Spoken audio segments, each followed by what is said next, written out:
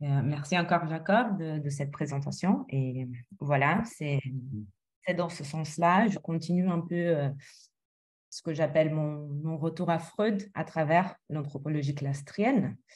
Alors, ce soir, je vais parler d'effondrement, plutôt dans le sens politique, à la différence de certaines interventions qu'on a vues dans ce séminaire. Et j'espère que ce propos sera intéressant. Il s'agit pour moi de faire un chemin presque à l'inverse du chemin freudien, c'est-à-dire de relire la psychanalyse freudienne à partir de l'anthropologie, notamment celle de Pierre Clastres, et non de lire l'anthropologie à partir de la psychanalyse, en tout cas de ne pas psychanalyser l'anthropologie. Je soutiens alors que la façon dont s'opère la mise à mort d'un chef despotique dans les sociétés, ce qu'on peut appeler un tyran, et ce qui s'ensuit nous dit beaucoup sur la dynamique sociopolitique de ces sociétés, c'est-à-dire leur rapport à l'autorité et au pouvoir. Autrement dit, ce que je me demandais, c'est pourquoi l'effondrement d'un tyran, d'un chef despotique, c'est-à-dire sa mise à mort, j'entends effondrement du tyran ici comme mise à mort par la société, comment cela peut entraîner un effondrement du social ou même faire renaître un régime d'oppression, qui est certes différent de l'ancien sous moins aspects, mais d'oppression quand même, et aussi pourquoi il se passe autrement chez d'autres sociétés. Alors, pour ce qui est de mon plan, je vais donc d'abord reprendre le corpus freudien pour essayer de montrer qu'il y a déjà dans ces textes-là des éléments qui nous permettent de les lire dans une dimension politique. C'est ce que Freud ne fait pas, mais à mon sens est justifié. Et aussi essayer de montrer que certaines des questions que je présente ici et qui me travaillent dans ma recherche, ils sont déjà présentes de façon plus ou moins explicite. Ensuite, je vais faire un petit détour historique à l'aide notamment de Walser et Lefort pour penser la Révolution française et la possible dimension révolutionnaire du meurtre chez Freud. Et puis j'arrive à la partie clastrienne, vraiment de mon exposé. Je vais faire appel à la politique des dits peuples de la forêt que nous présente Pierre Clastres, notamment de la distinction qu'on y trouve entre chefferie et pouvoir et tout ce qu'elle entraîne. Et je vais essayer de montrer que la mise à mort du chef devenu despotique chez ces sociétés opère différemment, c'est-à-dire sans risque d'effondrement social, sans entraîner d'autres systèmes autoritaires. Et à partir de cela, je vais essayer donc de tracer quelques hypothèses sur le rapport des sociétés au pouvoir et à l'autorité. Je commence alors par ma relecture politique de Freud. Je voudrais d'abord reprendre le mythe scientifique freudien, celui de Totem Tabou, je cite. Peut-être que tout le monde le connaît déjà, mais bon, pour l'avoir un peu en tête. Un jour, les frères expulsés se regroupèrent, abattirent et consommèrent le père et mirent ainsi fin à la horde paternelle. Unis, ils osèrent et accomplirent ce qui serait resté impossible au seul individu. Peut-être un progrès culturel, le maniement d'une arme nouvelle leur avait-il donné le sentiment de leur supériorité. Le fait qu'ils aient aussi consommé celui qu'ils avaient tué va de soi pour des sauvages cannibales. Le père originaire, violent, avait certainement été, dans la troupe des frères, le modèle envié et craint par chacun. Dans l'acte de consommer, ils imposaient désormais l'identification avec lui, chacun s'appropriait une part de sa force. Le repas totémique, peut-être la première fête de l'humanité, serait la répétition et la commémoration de cet acte criminel mémorable par lequel tant de choses prirent leur commencement, les organisations sociales, les restrictions morales et la religion. Ce mythe scientifique de Freud, il est repris ailleurs, un peu partout dans ses écrits dits sociologiques, dans la psychologie des foules, dans le malaise de la civilisation, et dans Moïse, même si le cas de Moïse est assez particulier, parce que là, il s'agit vraiment d'un deuxième meurtre, c'est autre chose, mais j'y reviens après. Je pense qu'on peut penser que la dimension politique de ce meurtre que Freud dit fondateur peut être comprise dans deux sens, au moins.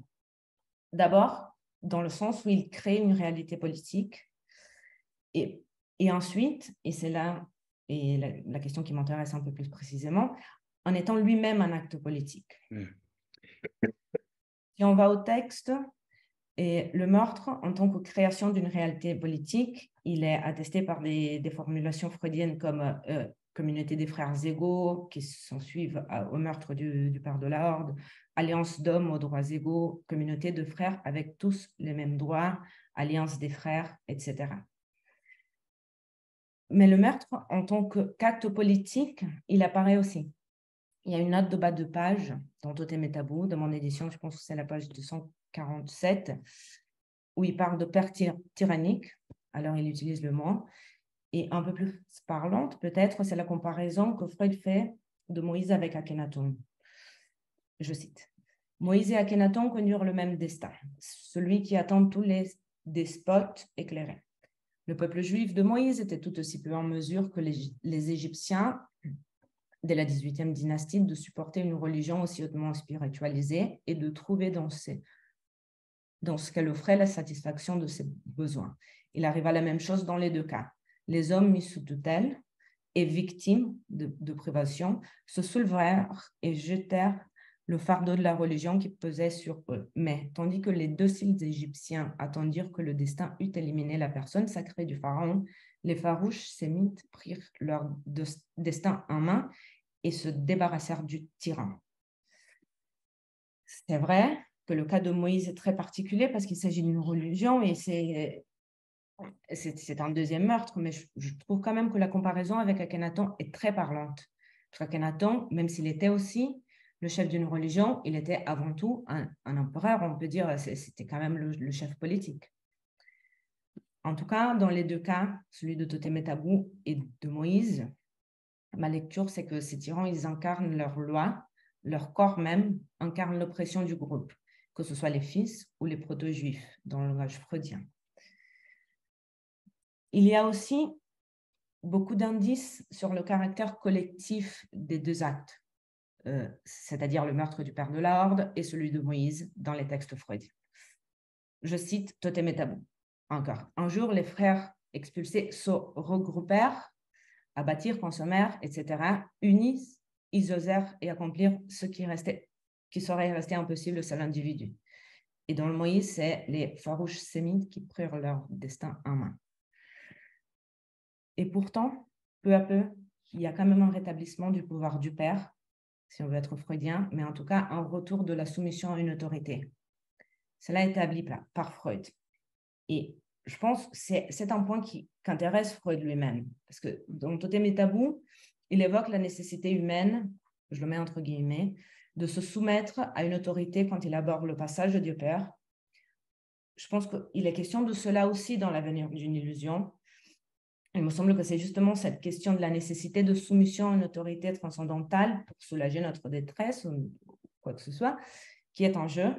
Et dans la psychologie des foules, n'a-t-on pas affaire à une théorie du chef et à la question de comment les foules en viennent à s'y soumettre?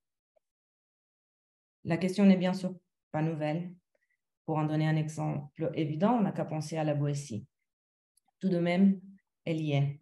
C'est à mon sens un signe clair, quoique assez indirect aussi, que la question du politique, si elle n'est pas présente chez Freud, clairement, elle est au moins justifiée à partir de la lecture de Freud.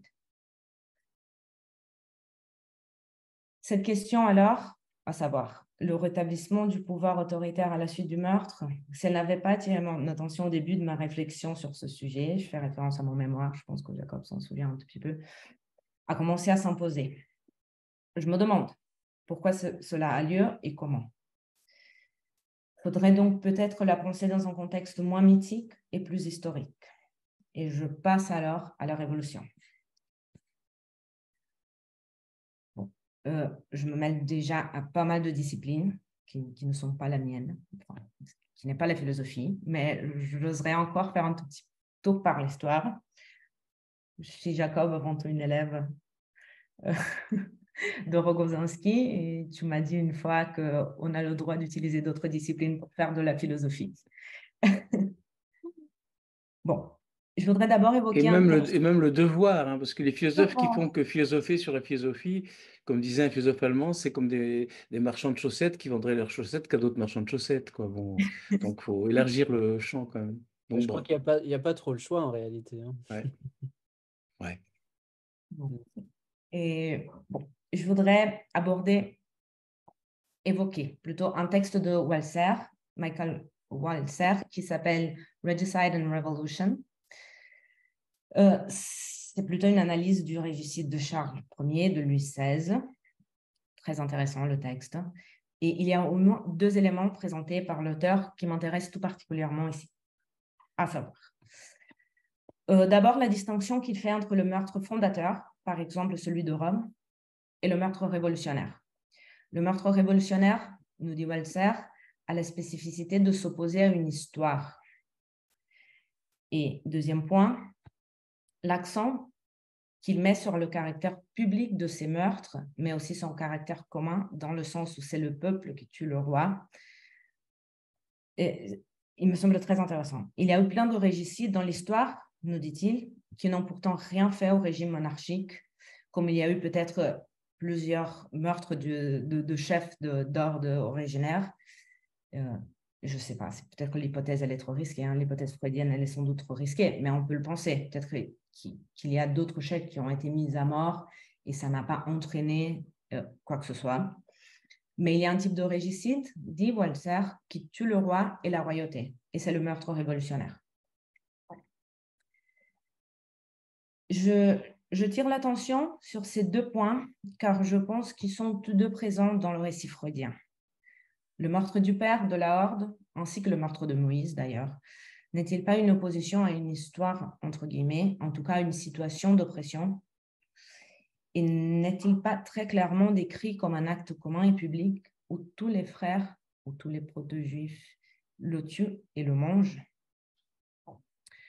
Je ne fais pas une telle comparaison, simplement par le plaisir, mais parce qu'il me semble que l'hypothèse d'un meurtre du père de la Horde, pensé en tant que meurtre révolutionnaire, peut nous aider à construire la question qui nous intéresse ici. Pourquoi, par la suite, la communauté des frères égaux échoue-t-elle? Cette question, en rapport à la Révolution française, est aussi posée par Lefort dans Penser la Révolution dans la Révolution française. Il faudrait, je cite, « chercher un sens dans le processus historique qui fait sortir de la Révolution un régime d'oppression ». La clé de lecture de ce risque, c'est-à-dire du risque de l'effondrement social, de surgissement d'un régime d'oppression que peut entraîner le meurtre révolutionnaire, me semble être la suivante. Lors de l'effondrement d'un tyran, s'effondre aussi un certain rapport qu'entretient le peuple avec le pouvoir. Dans un système à pouvoir centralisé, la chute du représentant du pouvoir peut laisser le corps social sans tête. Et cette vacance du pouvoir, lors de l'effondrement de la monarchie ou du père de la Horde, si on veut pousser le parallèle jusque-là, donne lieu à tout type d'atrocité. Et les exemples historiques abondent. Mais la mise à mort d'un despote n'est pas toujours à conséquences tragiques. J'arrive alors à l'anthropologie clastrée. Alors, Jacob a un peu évoqué déjà la chefferie sans pouvoir de Pierre Clastre, mais je reviens un peu plus dans le détail, si je peux me permettre. Les travaux de Clastre nous présentent une chose magnifique. Des sociétés où il y a une disjonction entre chefferie et pouvoir. Ce sont des sociétés pas simplement sans État, mais contre l'État. Je pense qu'il y a vraiment un ethnocentrisme qui, au départ, nous empêche un peu de prendre la dimension de ce que c'est qu'un chef sans pouvoir. Et ça m'a bouleversée la première fois que j'ai lu Clastre. Et je pense qu'en partie, c'est pour cela que je continue de le relire, d'essayer de penser un peu et les textes freudiens et d'autres à partir de Pierre Clastre. Et bon, d'autres anthropologues sans doute, mais vraiment Clastre surtout. Qu'est-ce qu'un chef sans pouvoir? Et quelles sont ses caractéristiques, ses fonctions? Et le chef sans pouvoir, il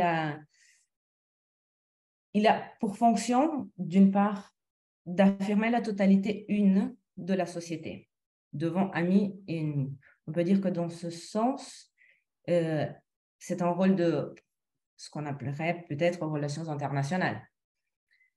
Mais il a 4 propriétés principales. C'est un faiseur de paix. Il est généreux de ses biens, c'est-à-dire qu'il doit offrir énormément de de cadeaux, de biens matériels à la tribu.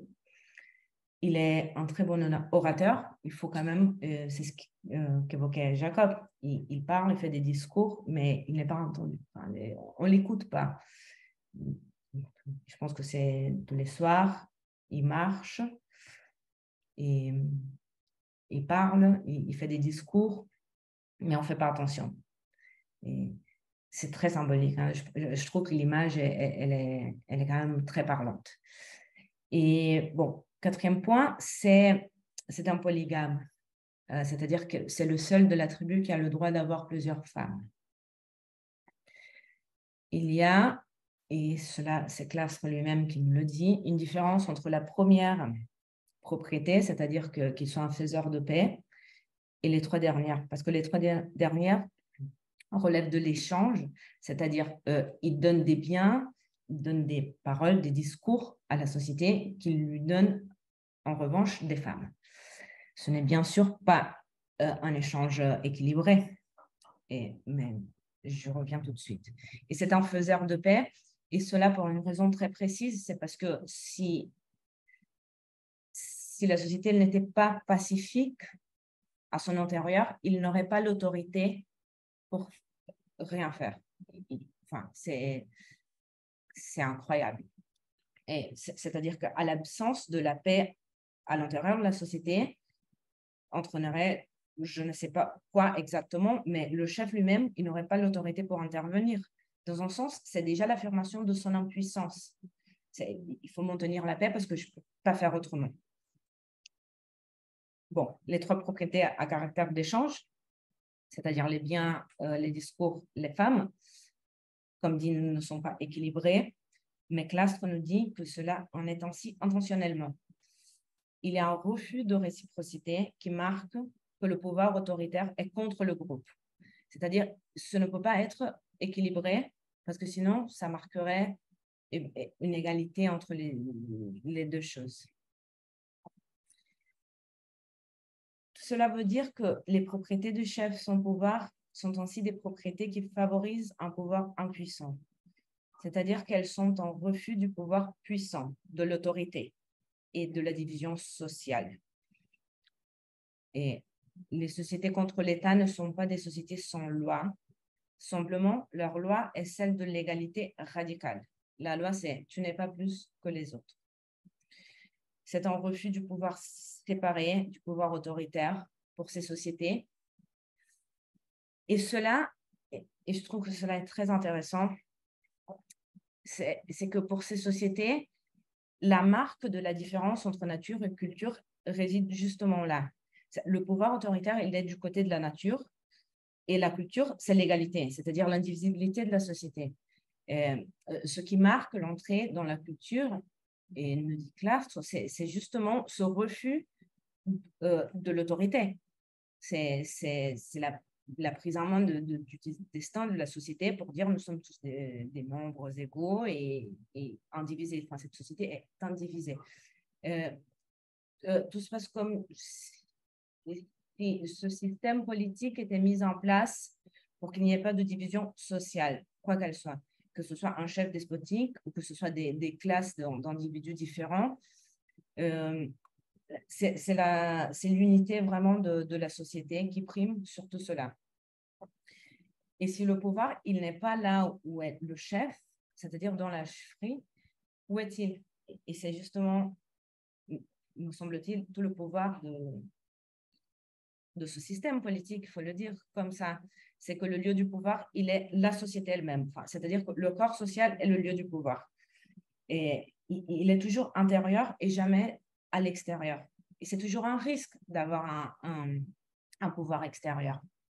Il me semble le fort aussi qu'il évoque dans le même texte que j'avais cité avant, que c'est le paradoxe du pouvoir. Enfin, il est extérieur, c'est-à-dire qu'il peut toujours se retourner contre. Mais s'il est intérieur, si tout est une unité totale, il n'y a pas de possibilité de renversement de ce système d'égalité. Enfin, tout est fait pour que ça n'arrive pas, et ça ne peut pas arriver, parce que le pouvoir, il est vraiment du peuple. On peut se dire en démocratie, le pouvoir et le pouvoir du peuple, je ne sais pas, je ne suis pas convaincue que ce soit à ce niveau-là, en tout cas. Et que se passe-t-il alors quand le chef, son pouvoir, aspire au pouvoir, aspire à l'autorité? C'est très rare que ça arrive. En tout cas, dans les textes freudiens, c'est établi comme quelque chose qui n'arrive presque pas. Et quand ça arrive, normalement, c'est un cas de guerre, c'est-à-dire après la guerre, car la dynamique du chef sans pouvoir, elle est valable en temps de paix. En temps de guerre, le chef, il prend beaucoup de pouvoir, c'est autre chose qui se met en place. Et d'ailleurs, une petite parenthèse, je relisais La Boétie il y a peu de temps, et j'étais assez amusée de trouver une référence à Denis en Syracuse, je pense que c'était, qui avait été élu pour conduire le peuple à la guerre, et lorsqu'il revient, et je cite, « Comme s'il n'eût pas vaincu ses ennemis, mais ses citoyens, se fit de capitaine roi et de roi tyran. » Ça m'a semblé, en tout cas, très amusant pour le croiser avec ce qui se passe chez les peuples de la forêt de Clastres. Je reviens. Clastres nous dit, ça arrive très rarement, mais ça ne marche jamais. Pourquoi? Le chef qui se veut autoritaire, c'est-à-dire celui qui prétend imposer sa volonté à la société, est condamné à mort.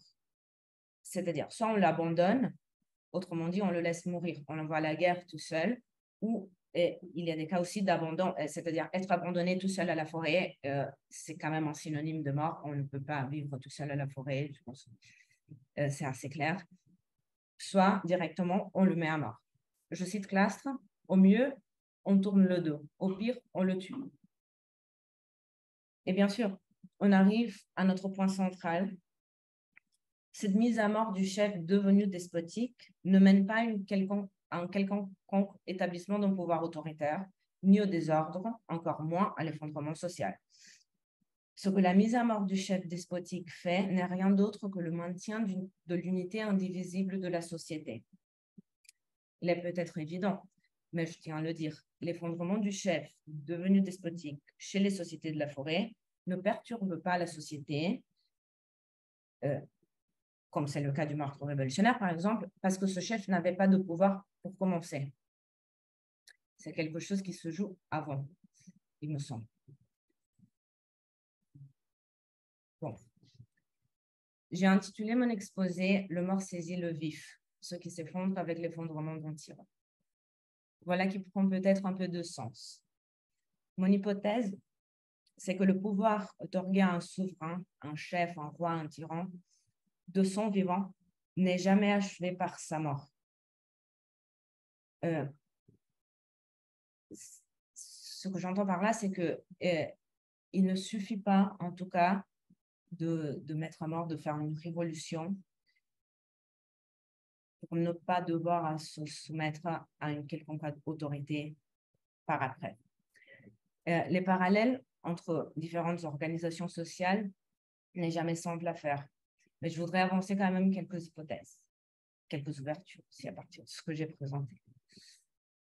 Il me semble que le rapport d'une société aux représentants du pouvoir nous apprend quelque chose sur son rapport au pouvoir lui-même. S'il est vraiment compris comme le pouvoir du peuple, intérieur au peuple, ou s'il est externalisé en quelque sorte, si c'est un pouvoir du peuple, mais pas tellement, en tout cas si ce n'est pas un mensonge, en tout cas, ou s'il est externalisé, offert à quelqu'un, ou à un groupe, ou à une idée, ou à une idéologie. Je pense qu'on peut penser, par exemple, à l'idéologie, que ce soit socialiste ou communiste, et est-ce qu'on ne donne pas le pouvoir, dans ce cas-là, à l'idéologie elle-même? Est-ce que ce n'est pas l'idée ou l'idéologie qui prend la place de cet objet d'identification qui était peut-être avant le roi ou qui est maintenant, je ne sais pas, c'est des populistes et j'en passe. Mais est-ce que ce n'est pas toujours un risque que ça devienne quelque chose de l'ordre d'un régime d'oppression? même si ce n'est pas une personne, même si ce n'est pas le roi, le tyran, ce n'est pas cet imago du père, ou si ce n'est pas l'objet d'une identification narcissique qui est là. Et je pense que l'anthropologie clastrienne nous montre un modèle avec un chef qui joue un rôle vraiment symbolique. C'est là que je voudrais en venir, en fait. C'est-à-dire, c'est vraiment une fonction. Il me semble que c'est là la différence radicale. C'est que le rapport d'identification qu'une telle société peut avoir au pouvoir est simplement symbolique. Elle échappe les identifications imaginaires. C'est la fonction. Et c'est intéressant aussi parce que ce n'est pas qu'il n'y a pas de chef.